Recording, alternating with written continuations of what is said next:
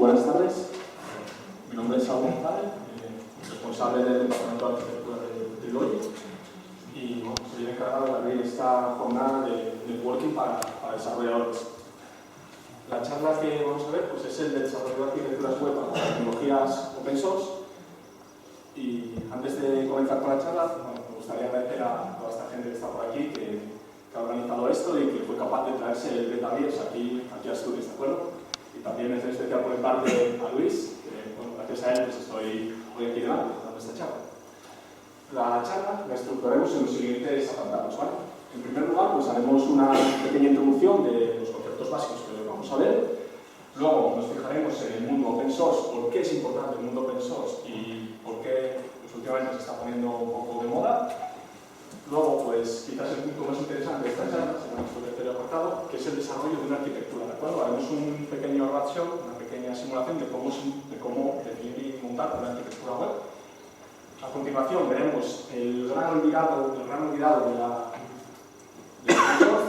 del desarrollo software, que es el tema de la calidad, ¿de acuerdo? Muy importante y muchas veces muy olvidado. A continuación, y cerrando ya, veremos los beneficios de adoptar una arquitectura web y algunos casos de éxito. Empezando con los conceptos iniciales, pues tenemos el concepto de arquitectura, ¿de acuerdo? Una arquitectura suena algo muy grande, pero realmente no es así. Una arquitectura es un conjunto de piezas arquitectónicas, un conjunto de tecnologías engranadas entre sí para satisfacer una serie de funcionalidades, ¿de acuerdo? Y aquí pues, hay una serie de parámetros, funcionalidad, escalabilidad, portabilidad, disponibilidad, que son realmente importantes. Hay muchos tipos de arquitecturas, pues desde las arquitecturas neolíticas, arquitecturas cliente-servidor, arquitecturas web, SOA, etc. Pero a nosotros nos interesa el mundo de las arquitecturas web y ¿por qué? Porque el mundo web es un mundo globalizado donde una aplicación que hagas con tu arquitectura la cuelgas en la web y es accesible a un público muy amplio. Y hilado con este mundo web, también nos vamos al mundo open source, ¿de acuerdo? El mundo del código libre. El mundo open source está ligado muchas veces, no siempre, al término de software libre, software open source y licenciamiento libre también. Y esto contribuye en la reducción de costes, porque en la actual situación pues cada vez impulsa más a las empresas a fijarse en el software libre, software open source y tirar por esa solución, en lugar de optar por comprar grandes soluciones y pagar grandes licencias a grandes empresas. Dentro del mundo open source vemos que grandes compañías orientan pues, su modelo hacia este mercado, ¿de acuerdo? Tenemos algunos ejemplos como Alfresco, Spring, LiveRed, Debian. Estas compañías no venden licencias para sus productos, sino que te ofrecen su producto y a cambio ¿qué te dan?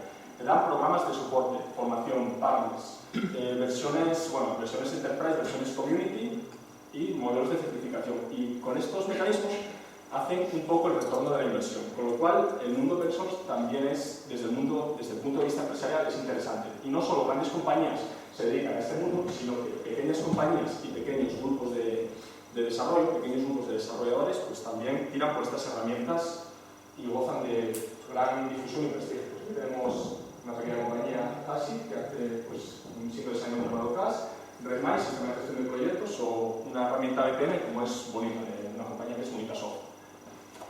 Dentro también del mundo open source hay una serie de plataformas de desarrollo colaborativa llamado Forjas, donde comunidades de desarrolladores pueden publicar sus proyectos, compartirlos y la gente que somos desarrolladores anónimos, descargarlos y utilizarlos. Algunas de estas forjas más importantes, hay muchísimas, ya os comento, pero algunas de las más importantes son pues House, SurfeForce, Sonatype, Spring Source, Stylist, ¿de acuerdo? Os digo que nos suenan muchos de ellos. Aquí pues, os pongo un ejemplo de GitHub, donde está alojado, por ejemplo, un proyecto bastante utilizado en el desarrollo web como es jQuery. Y ahora mismo vamos a empezar con el punto quizás más interesante, que es cómo desarrollar una arquitectura web. Voy a ver un pequeño vídeo interactivo.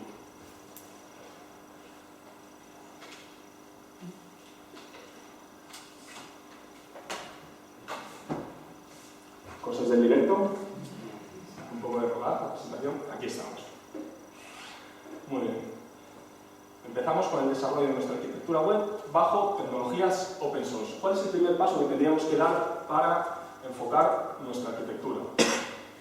Pues nos vamos a la definición de la tecnología, ¿de acuerdo? El mundo web es muy amplio y hay gran variedad, gran abanico de tecnologías. Aquí Aquí os pongo algunas, no son todas, por supuesto, hay muchísimas más, pero algunas de las quizás más conocidas, como PHP, Python, Groovy, Java, C++ o Ruby. En este caso nos enfocaremos en el mundo Java J2E.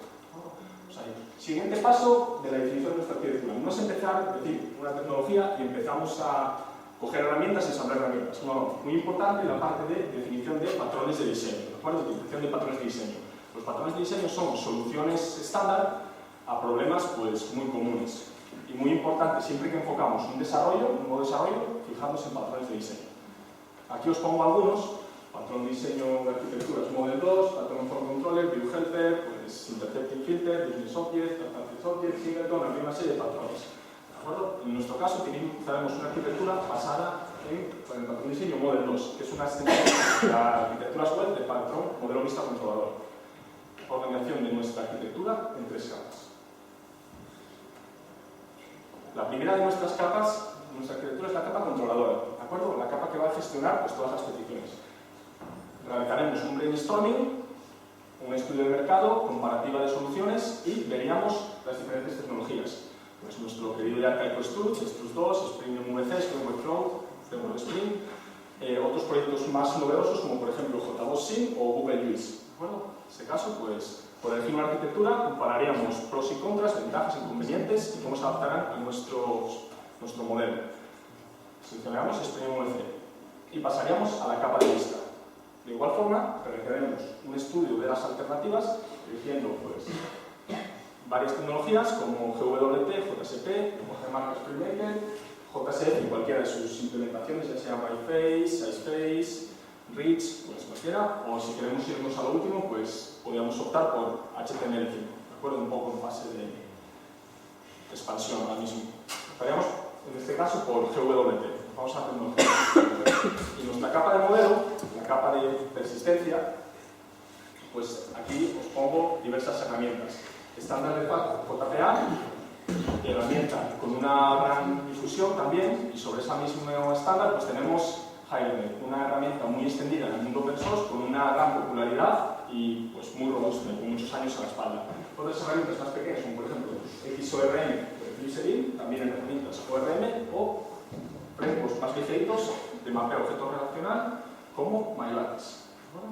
Y con todo esto hemos seleccionado nuestras arquitecturas base, Hibernate en este caso, y tendríamos nuestra primera definición, primera foto de arquitectura. Mundo Java J2E y modelo vista controlador, nuestras 3 capas. Además, he añadido otra serie de tecnologías, como pueden ser en la capa de vista Apache Tiles, jQuery, CSS, ¿de acuerdo? No son las únicas, hay muchísimas, podríais elegir las que queríais. En la capa controladora he añadido un sistema de caché de Apache como es JCS y un sistema de logging como es Log4Java, y en mi capa de modelo pues tengo la herramienta ORM Hibernate y además he añadido un motor de reglas como es Drules, también de la plataforma J2. Esta arquitectura base estaría bien, podríamos comenzar desarrollos, pero ¿qué pasa si queremos hacer cosas más complejas y queremos enriquecer pues, nuestro modelo? Podríamos ver otros aspectos, como por ejemplo la seguridad. La seguridad es un aspecto muy importante, muy crítico y más en un mundo web donde no sabemos quién puede ser nuestros posibles usuarios potenciales. Seguridad de la aplicación web, pues hay un framework de seguridad en el mundo J2E, Spring Security, muy popularizado, muy extendido y con resultados muy buenos, amplia documentación también, un aspecto muy a tener en cuenta en la elección de tecnologías. Luego, además, podríamos optar por añadir en nuestro marco tecnológico una herramienta de single sign-on, como por ejemplo CAS. Si además queremos otras funcionalidades más avanzadas, como por ejemplo firma digital, tenemos una plataforma estatal, la plataforma libre, como es @firma, con un montón de funciones de certificación digital, DNI electrónico, certificados digitales, etc. Y podríamos también querer pues, opciones de criptografía optando por una librería también libre como es Path y Castle. Bueno, esto en cuanto a nuestro marco de seguridad. Otro aspecto a tener en cuenta puede ser que llegue un momento en nuestra arquitectura empiece a crecer y queramos darle una orientación SOA, ¿de acuerdo? Orientación orientada a servicios. Primer paso que deberíamos dar para una arquitectura SOA, definir qué protocolo queremos. SOA, RMI, REST, ¿de acuerdo? En este caso, tiraremos por un protocolo SOA, aunque actualmente, es decir, que REST está cogiendo mucha importancia y pues hay de todo.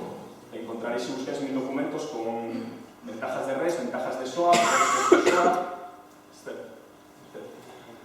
Una vez que tengo mi protocolo definido, me voy a hacer un estudio de mercado con las tecnologías, ¿de acuerdo? Pros y contras de cada tecnología. Pues tenemos X-File, una tecnología un poco anclada, hace unos años que no tiene soporte, tecnología ASIS, ya sea pues ASIS 1 o ASIS 2, web service de la mano de proyectos ASIS, como por ejemplo Metro, Apache CXF, dentro de Apache Software Foundation, siguieron con el proyecto X-File y dieron lugar a CXF, o nos vamos al mundo Spring, lo integramos todo con Spring y optamos por su modelo web service Spring WS. Y una vez que tenemos nuestra arquitectura SOA planteada, puede resultarnos interesante meter otra pieza central que actúe como orquestador, organizador de todos nuestros servicios web distribuidos, que puede ser una herramienta SD, un bus, un Enterprise Service Bus. En este caso, yéndonos al mundo open source, hay soluciones empresariales privativas muy buenas, pero dentro del mundo open source también hay soluciones con bastante prestigio y buen rendimiento. Service Mix de la Fundación Apache, WSO2, es un USB desarrollado por el proyecto J2 y el USB desarrollado por la compañía USO. En este sentido, quizás el que más acogido tirón tiene actualmente es el de la compañía. Y viendo otros aspectos transversales, otras tecnologías que nos pueden interesar en nuestro planteamiento de arquitectura, pues podemos tener una gestión de contenidos, gestión de portales con nuestro Library Portal, versión Enterprise, nos la dejamos por ahí, nos vamos a la versión Community, gestión documental, pues de mano de nuestro Alfresco, igualmente versión Community, y podríamos querer meter una pieza transversal para orquestar procesos de negocio bajo un BPM, estamos, un motor BPM de la mano de Bonita. Podríamos optar por otros, como por ejemplo Activity de Alfresco, Ental incluso, pues, otra serie de... Y con estas conjunto de tecnologías nos aparece un marco tecnológico mucho más completo, mucho más elaborado, donde tenemos nuestra parte central, ¿de acuerdo? Con las tecnologías bases descritas anteriormente, tenemos funcionalidades transversales como pueden ser la seguridad, un single sign-on y la capa de SOA Web Services, y luego tenemos otra serie de elementos transversales distribuidos en nuestra arquitectura como funciones de criptografía, firma digital, gestión documental, procesos BPM o portales, gestión de contenidos, y todo orquestado por nuestro ESB de MuleSoft. Y esto es muy rápido, os acabo de soltar muchísimas tecnologías en 2 minutos y mucho nombre, muchas siglas, pero sería a grosso modo la definición de la arquitectura. Un proceso como este se tarda hacer meses o años, si queréis ponérmelo de esta forma, ¿de acuerdo? Pero bueno, disponemos de poquillo tiempo ahora mismo. Continuando con nuestro modelo de arquitectura, acabamos de definir una arquitectura muy completa, muy grande, pero aquí tenemos, como os comentaba al principio, la gran olvidada del desarrollo software, la calidad del proceso. Un aspecto, desde mi punto de vista, de vital importancia, ¿de acuerdo? Es muy recomendable definir un marco que fije la calidad del software definido, es decir, todos los productos que hagamos con la arquitectura que estamos definiendo que tengan una seguridad, unos parámetros de calidad fijos, ¿de acuerdo? En este punto, pues os voy a hablar de dos siglas, dos conceptos, como son TDD, y dice Test Drive Development y integración continua, ¿de acuerdo? TDD es una metodología de desarrollo que se basa en, primero, hacemos las especificaciones, después hacemos los tests y después desarrollamos nuestro código en base a los tests que hemos hecho. En lugar de hacer nuestro código y probarlo después, no, primero hacemos las pruebas y en base a las pruebas desarrollamos nuestro código. Y relacionado con esto, herramientas dentro del mundo open source para el testing, pues ahí tenéis algunas, seguramente os sonará si estáis en el mundo JOSE, como por ejemplo JUnit, DBUnit, EasyMob, Cactus, ¿de acuerdo? Hay un conjunto muy amplio de herramientas, con lo cual esto quiere decir que es un aspecto importante al que se debería pues, prestar el respeto que se merece. Y yéndonos al punto de integración continua, es un concepto que va ligado a TDD y es que la calidad de nuestros productos, la calidad de nuestros desarrollos tiene que tener una calidad fija desde el inicio hasta el final. No hacerlo muy mal al principio y al final pues acabar con una versión que, bueno, medio pasada. No, a lo largo de todo el proceso, ir controlando la calidad de nuestros desarrollos y asegurándola, teniendo versiones estables en todo momento. Y dentro del marco de integración continua, que es esta imagen que tenemos aquí, pues tenemos, por un lado, sistemas de controles de versiones, ya sea un sistema a la vieja usanza, como puede ser Subversion o CVS, o un sistema distribuido de control de versiones que también se pone un poco de moda, como es Git o Mercurial. Un servidor de integración continua. En este punto, pues Jenkins, que es el primero que os nombro ahí, es el que sin duda más documentación vais a encontrar y el más extendido ahora mismo. También hay otros como Hudson, que es la base de Jenkins, digamos, Bamboo o Continue. Una herramienta de GUI, de automatización de procesos, como puede ser Apache Ant, o si queréis dar un poco más de fuerza a vuestra arquitectura, Maven. Y un analizador de código. Son herramientas que analizan el código automáticamente y te muestran informes de efectos de tu código desarrollado. En este caso, hay una herramienta aquí abajo de todo que se llama Sonar. Recomendaré que le echáis un ojo porque es impresionante lo que puede hacer esta herramienta. Luego hay otras herramientas como HTML, PMD, Pinebooks, pero todas estas herramientas están integradas dentro de Sonar. Además, Sonar se puede integrar con el servidor de integración continua Jenkins o puede desplegarse Sonar en un servidor de aplicaciones. Y esta herramienta, echad un ojo porque lo que te dice es cómo está tu código, cuánto lo estás testeando, dentro de esos tests cuántas partes tienes fallando, cuántos tests pasan, la calidad de si estás codificando bien, codificando en base a reglas, si no, ¿de acuerdo?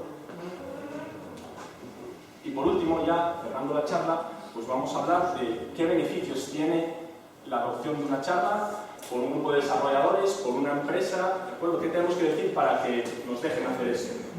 ¿Con qué hay que insistir? Pues en primer lugar, y como no, muy importante, sobre todo desde el mundo empresarial, lo digo por experiencia, es la reducción de costes, ¿de acuerdo? La utilización de tecnologías open source es barato, ¿por qué? Porque no tienes coste asociado, ¿de acuerdo? No te estás metiendo en ninguna licencia. Reducción de tiempos de desarrollo, esto va relacionado con la primera. Si es más rápido desarrollando, te va a costar menos desarrollar, ¿de acuerdo? Marco de trabajo estandarizado, metodología de trabajo común, reutilización de todo el conocimiento adquirido. Cada vez que tienes un proyecto no tienes que empezar de cero mirando las tecnologías, no tienes tus tecnologías base, lo único que tienes es perfeccionar y hacerlo cada vez mejor. Incorporación de herramientas de generación automática de código, herramientas de cuarta generación, pues generación de clases, herramientas gráficas, plugins para entornos de desarrollo, herramientas de generación por línea de comandos. Hay un montón de cosas ya hechas y se pueden hacer más cosas. Simplificación de los procesos de mantenimiento. Imaginaos que hacéis distintas aplicaciones y hay que mantenerlas. Si todas son igual, mucho más sencillo mantener algo que sabes cómo funciona que no mantener en aplicaciones cada una de su padre y de su madre hecha con una tecnología diferente. Y si adoptamos un marco de calidad de todas las aplicaciones desarrolladas. Todas las aplicaciones tendrán parámetros de calidad pues, parecidos. Y por último, pues, reducción de los costes de operación. ¿Por qué reducimos los costes de operación? Porque tenemos unos entornos prefijados. ¿De acuerdo? Desarrollo, preproducción, producción, staging, tenemos en entornos ya prefijados y definidos. Si empezamos un proyecto nuevo, con una arquitectura nueva, tendremos que montar pues, nuestros entornos de preproducción, de desarrollo, producción para el cliente. Sin embargo, si los tenemos estándares y definidos, pues una tarea que nos ahorramos, tiempo que nos ahorramos. Los pases entre entornos claramente definidos, pues a fuerza de errores todos aprendemos. Si la primera vez hacemos algo mal, la siguiente lo intentaremos solucionar. Y reducción de problemas en la fase de puesta en producción. Si ponemos en producción en aplicaciones, la primera vez tendremos problemas, la segunda los iremos solventando y al cabo de X puestas en producción lo haremos todo la primera y sin ningún error. Y ya, para cerrar la charla, vamos a ver pues, los casos de éxito de desarrollos de arquitectura bajo tecnologías open source. Aquí os pongo, en la parte de arriba, algo que me parece muy interesante que están haciendo en la Junta de Andalucía, que es el proyecto Manejo, el marco de desarrollo de la Junta de Andalucía. Esta gente, pues, todo su software lo publica, lo cede, y de hecho otras administraciones públicas, el gobierno central, pues están utilizando sus aplicaciones. Un caso importante o un caso de éxito fue su portafirmas. La gente de la Junta de Andalucía se hizo su propio portafirmas electrónico y el Estado adoptó ese portafirmas, lo publicaron en su plataforma open source, su forja, lo cogieron en el Estado y lo hizo suyo, ¿de acuerdo? Partiendo del código.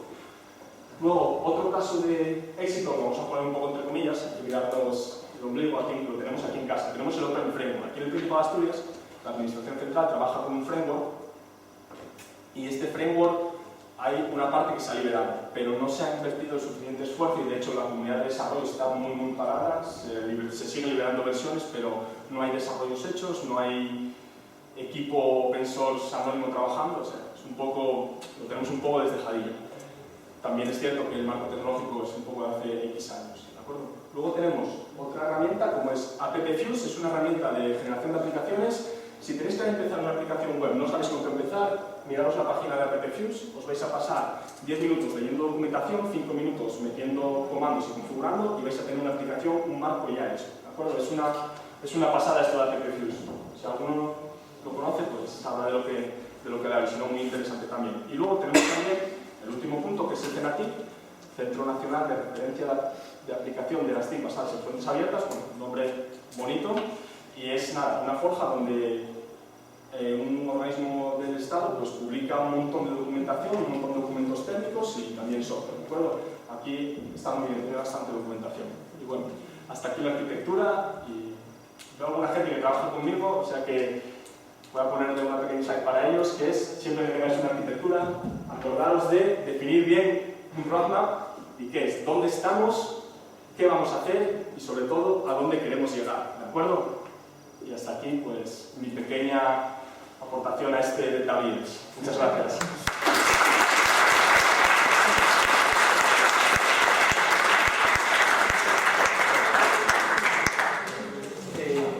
Ahora si luego otras preguntas, ¿alguien quiere aprovechar la frase? Yo... Es imposible que me haya quedado todo claro. No, es imposible. Yo lo que me gustaría que nos contaras un poco brevemente es en qué trabajas. Esto que nos has contado, ¿dónde estás aplicando? Bueno, nosotros en Trilogy, afortunadamente, tenemos una arquitectura propia. Llevamos un par de años trabajando en ella, va madurando y ves los resultados. Bueno, cuando empiezas los proyectos al principio, pues son un poco, pues llamarse caóticos, puede llamarse con problemas. Pero a medida que van surgiendo, vamos montando la arquitectura, vamos añadiendo tecnologías y se va aprovechando el know-how, el conocimiento de la gente. Con lo cual, los proyectos que empezaban al principio eran 5 meses, los proyectos de ahora pueden ser 3 meses, ¿de acuerdo? Eso es un ahorro muy importante. Y seguramente dentro de un año los proyectos serán un mes, ¿de acuerdo? Lo cual es un poco el gran impulso de donde yo estoy ahora mismo trabajando, desde el mundo empresarial. O sea, que lo habéis aplicado y habéis conseguido esas reducciones. Sí, tenemos un caso de éxito. No hemos liberado el código de la arquitectura, pero es un poco un objetivo a llevar a cabo también. Bueno, pues y otra cosa, CENATIC. Es que nosotros intentamos hablar con ellos con alternativas. La charla de ayer que tuvimos, que iba también basado en temas de software y tal, y la verdad que nos contestaron después de unas cuantas semanas que dónde era la liquidación del día 26. Digo, ¿te he dicho nada del 26? ¿El CENATIC funciona? El CENATIC tiene mucha documentación, no deben saber ni ellos todo lo que tienen, pero nunca trabajé con ellos, simplemente trabajé en modo de ellos tienen muchos documentos muy buenos algunos, tienen su software y consultan, pero no se sabe